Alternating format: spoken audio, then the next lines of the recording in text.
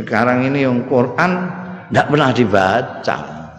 Kalaupun dibaca untuk tadarusan pada waktu Ramadan tok. Iku wae cepet-cepetan bersaing karo supir bis. Nggo bangga-banggaan sak wulan katam ping pindho ping telu ngono kuwi. Baca pun tidak sampai dimaknani. Dimaknani pun tidak sampai dimurati. Dimurati pun tidak sampai dipahami. Dipahami pun tidak sampai dihayati. Dihayati pun tidak sampai diamalkan. Jadi saya ini dulu, contoh aja, contoh kecil. Kamu sudah baca Quran ini sudah berapa kali?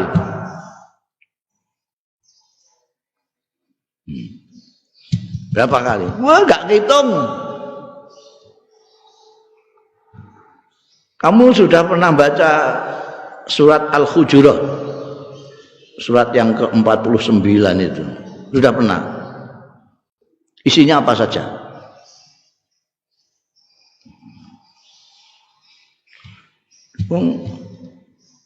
Yasin aja orang membaca paling kerep itu Yasin.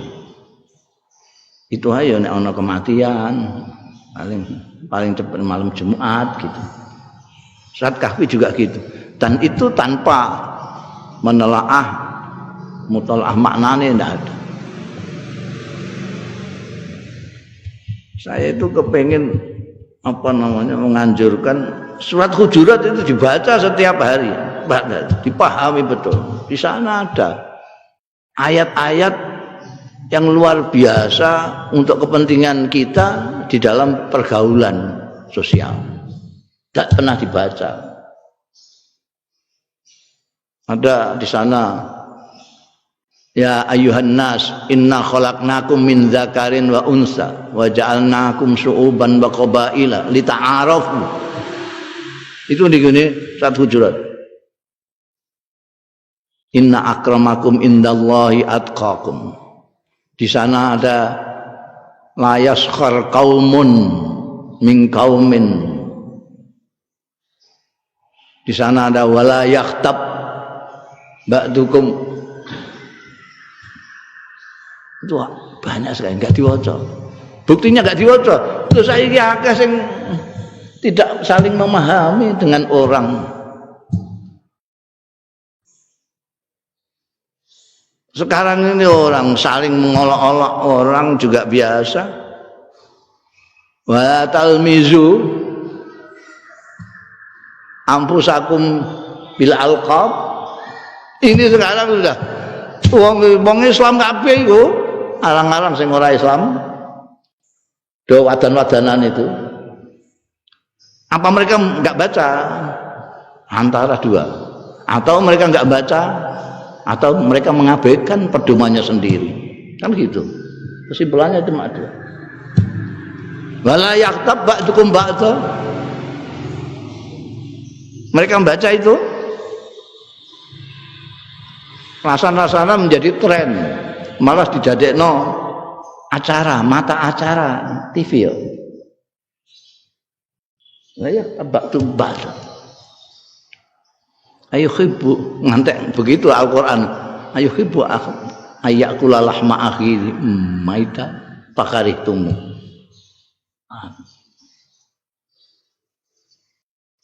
Suudzon inna ba'dadzon itu enggak dibaca. Kalau baca itu nek isih duwe isin, orang Islam itu akan malu semua dengan dirinya sendiri. Karena mereka selalu mengatakan bahwa Al-Qur'an adalah pedomannya, tapi mereka mengatakan pedomanku adalah Al-Qur'an. Bahkan menganjurkan orang supaya kembali ke Quran. Tapi kelakuannya sama sekali tidak nempel isinya Al-Qur'an. Lalu apa bedanya orang yang punya Quran dengan yang tidak punya Quran? Apa bedanya orang yang tidak berpedoman Quran dengan orang yang mengaku pedomannya Al-Quran? Pedoman itu kan kalau saya akan melangkah, saya cocokkan dengan Al-Quran ini, cocok apa enggak? Enggak cocok berhenti, cocok berjalan. Sekarang siapa? Umat Islam yang mengaku berpedoman Al-Quran yang menggunakan cara itu. Jadi kalau melakukan sesuatu bukan nafsu, bukan kepentingan,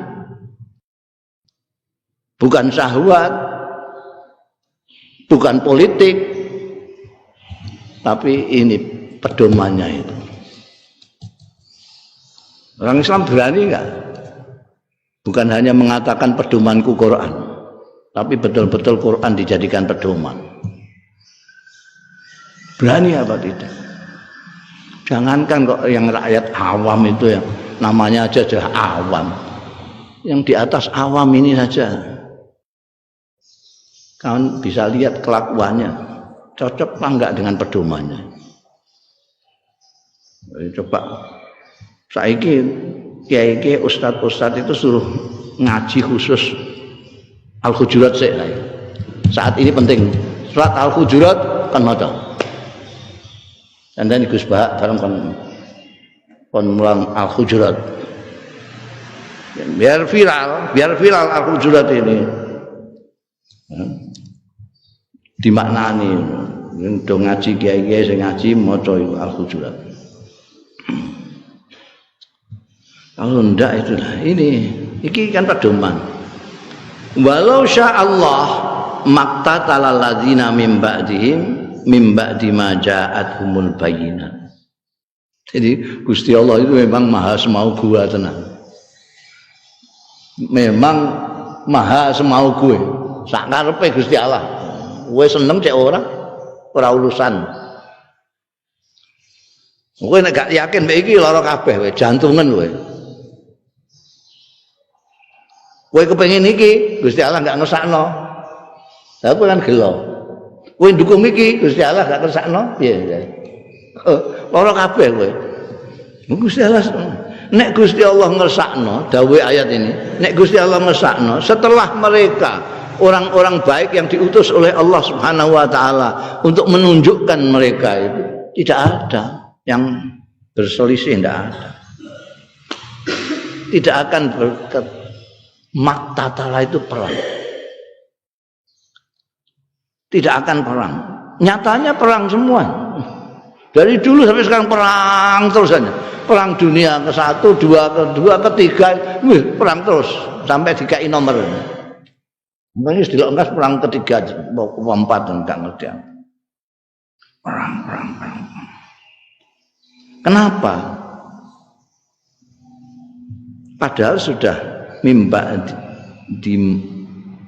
dihim itu setelah kedatangan utusan semua itu utusan dari Allah Subhanahu wa taala, mulai Nabi Adam, Nabi Nuh, Nabi Musa, Nabi Isa, Nabi Muhammad sallallahu alaihi wasallam, semuanya Allah yang utus. Jadi ajarannya sama baiknya, tidak ada yang buruk. Tapi kenapa lalu berbeda-beda? Mimba dihim. Kenapa? Setelah ja'at humul bayyinat, penjelasan dari rasul-rasul itu bukan hanya penjelasan para utusan itu saja, tapi dikuati dengan kitab dari Allah Subhanahu wa taala. Ada Zabur, ada Taurat, ada Injil, ada Al-Qur'anul Karim. Ini jelas sudah turun semua. Kenapa mereka itu ikhtalafu? Mereka berselisih. Ada yang amanah, ada yang kafarah. Mengapa mereka iktatala? Perang itu dimulai dari perselisihan. Karena perselisihan yang berkepanjangan menjadi makin tajam, akhirnya pakai fisik, akhirnya perang. Perang-perang itu bermula dari perselisihan, adu cangkem saya asal. Adu cangkem, nemene perang. Iktatalu sakwise ikhtalafu. Maka ajaran Kanjeng Nabi Muhammad sallallahu alaihi wasallam, nabi kita, nabi akhir zaman ini, itu kita diminta supaya jangan berlebih-lebihan dalam segala sesuatu. Termasuk di dalam beragama. Al-ghulu fiddin, tidak boleh. Tidak boleh berlebihan. Karena kalau berlebih-lebihan, kamu berlebih-lebihan meyakini keyakinanmu sendiri, itu bisa kamu terus menganggap keyakinan orang mesti salah. Kalau kamu berlebih-lebihan meyakini pendapatmu sendiri, itu kamu pendapat orang lain kamu anggap tidak ada. Akhirnya apa? Karena kamu menganggap paling benar, maka orang lain kamu anggap salah. Terus kamu elek-elek, salah, kamu salah, kamu salah, kamu salah, kamu. Kalau kamu merasa Islam, orang lain kamu bilang kafir, kafir, kafir, kafir. Sana nggak terima mesti ya. Wong sana juga punya akal pikiran, bantah. Kamu bantah lagi, karena bantah lagi. Sesuai enggak bantah-bantahan, tapi pisu-pisuan. Enggak ada bantah-bantahan sekarang, yang ada tinggal pisu-pisuan. Ini sudah gawat. Sudah lagi iktatala.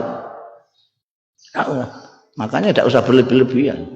Makanya ajarannya ulama-ulama kita kan seperti Imam Syafi'i apa ya, pokoknya imam ijtihad atau imam mujtahid itu mengatakan pendapat kita benar tapi berkemungkinan salah. Pendapat orang salah tapi berkemungkinan benar. Itu namanya pendapat kok. Kecuali itu dawuh Allah Ta'ala, tidak bisa dimaknani apa-apa. Kalau namanya masih ijtihadiyah, pendapat itu jangan dianggap seperti dawuh Gusti Allah, itu salah-salah bisa menjadi syirik gitu. Kalau kita menganggap pendapat kita mutlak benar, itu berarti kita menyamakan dengan Allah Subhanahu wa taala. Karena yang mutlak benar hanya Allah Ta'ala. Mengapa kita memutrakkan diri kita sendiri? Karena kita berlebih-lebihan menyintai diri kita sendiri, pendapat kita sendiri, keyakinan kita sendiri. Seolah-olah orang lain salah semua. Ada orang mengkafirkan orang lain karena dia merasa paling top, kayak orang Khawarij itu. Semua orang dianggap kafir semua, kecuali dia. Itu nggak mikir itu. Lah nek ndekne tok sing iku kan swarga kan komplang. Isine mau ndekne tok. Mangsane swarga iku koyo sak omahe ndekne ngono piye? Sing mlebu swarga ndekne tok mergo sing liyane sesat kabeh. Padahal swarga iku ardhas samawati wal ardh. Orang tanya.